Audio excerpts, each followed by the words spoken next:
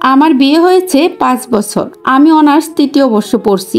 আমার হাজবেন্ড সরকারি জব করে 3য় শ্রেণী, বেতন বেশি না। বিয়ের আগে 13 বছর চাকরি করে তার 2 ভাইকে অনার্স মাস্টার্স কমপ্লিট করিয়েছে এবং তার বাবা মাকেও চালাইছে। ছোট আরেকটাকে ইন্টার পাস করাইছে। আমাদের বিয়ের পর তার বাবা মায়ের বিভিন্ন ঝগড়া। আমাকে কেন বিয়ে করলো, মানে আমাকে বিয়ে করার কারণে। তাদের অভিযোগ তার 4 নম্বর ছেলেকে পড়া শেষ করিয়ে তারপর কেন আমার হাজবেন্ড বিয়ে করলো না। বিয়ের জন্য কেন এত তাড়াহুড়া আমার হাজবেন্ডের। আমার হাজবেন্ড 13 বছর চাকরি করেও নিজের নামে একটা জায়গা জমি রাখে নাই বা কিছুই করে নাই। তার 2 ভাই যখন বাড়িতে ছিল এমনি অমনি অনেক টাকা নিচ্ছে আমার জামাইয়ের থেকে। পরে তারা দুইজনেই বিয়ে করে। 3 নাম্বার জন বিয়ে করেছে 3 বছর, কোনো খবর নেয় না, কারোর সাথে যোগাযোগ রাখে না, প্রাইভেট জব করে নিজের বিয়ে নিজে করে চলে গেছে। আর 2 নাম্বার জন কানাডা থাকে, বউ নিয়ে চলে গেছে। সেও বাপ মাকে টাকা দেয় না, বলে যে এখন অনেক সমস্যা, প্যারায় আসি, পরে দিব। বিদেশ যাওয়ার পর 5,000 কিংবা 2,000 টাকাও দেয় নাই এখন পর্যন্ত।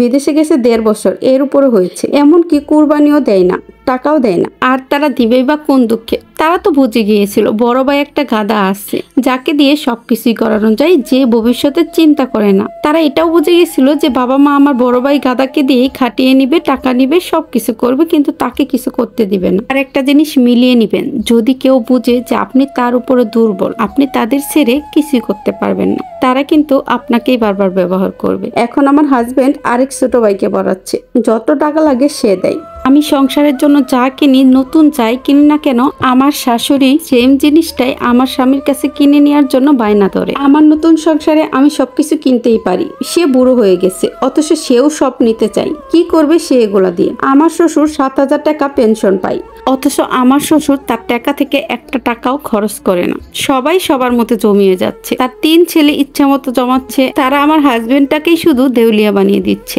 অপরদিকে আমার স্বামী তার ভাইদের জন্য, তার ফ্যামিলির জন্য অনেক করেছে, যা বলে শেষ করা যাবে না। কিন্তু তাকে আমার শ্বশুর পড়াই নাই। ভালো লাগে না বিদায় চাকরি ছেড়ে দিয়ে নিরুদ্দেশ ছিল আমার শ্বশুর। আমার স্বামী তখন কলেজে পড়তো, তখন থেকে সংসারে হাল ধরেছে। ভাইদেরকে নিজ হাতে মানুষ করিয়েছে, নিজের খেলার বয়সে কাজ করেছে। 2 ভাইকে ঢাকা 6 থেকে 7 বছর রেখে পড়িয়েছে, নিজেই সব খরচ বহন করেছে। কিন্তু আজকে তার ভাইয়েরা আমার 2 ছেলের খবর নেয় না। ভাইকেও এখন পর্যন্ত একটা পয়সাও দেয় নাই। প্রথম বেতন পেয়ে বেতনের টাকা দিবে তো দূরে থাক, একটা পাঞ্জাবিও কিনে দেয় নাই। এখন আমার শাশুড়ি বলে তার ছোট ছেলেকে পড়া শেষ করানোর জন্য।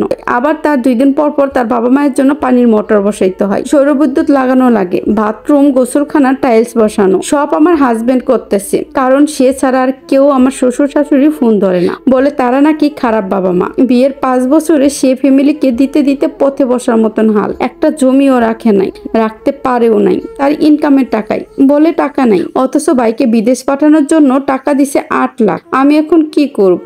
এমন স্বামী নিয়ে কোথায় যাব? একটা ছেলের ভাই বোনকে দেওয়া এটা অপরাধ নয়, কিন্তু নিজের সামর্থ্য অনুযায়ী তো দিতে হয়। বিয়ে করার পরও নিজের ফ্যামিলির দিকেও খেয়াল রাখতে হয়। টাকা থাকলে দিতে সমস্যা নেই, কিন্তু সামর্থ্যর বাহিরে যদি দেয়, নিজে একদম ফকির হয়ে, পরবর্তীতে আমাদের ছেলে মেয়ের ভবিষ্যৎ কি হবে, এটা আমার হাজবেন্ড কখনোই ভাবে নাই।